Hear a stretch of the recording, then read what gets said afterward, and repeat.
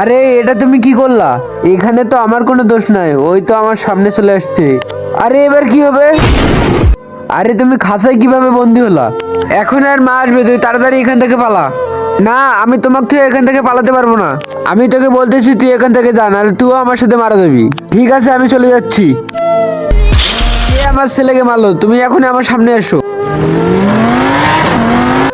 আরে এত সুন্দর গাড়ি এখানে কি করতেছে? আরে এই গাড়িটা আমি নিয়ে যাই, আমার ছোট ভাই খেলবে। আরে ও যদি ওই গাড়িটা ধরে তাহলে তো ওও মারা যাবে। আরে কই গেল ওই গাড়িটা? আরে এই তো গাড়িটা পেয়ে গেলাম। আমার কি হচ্ছে?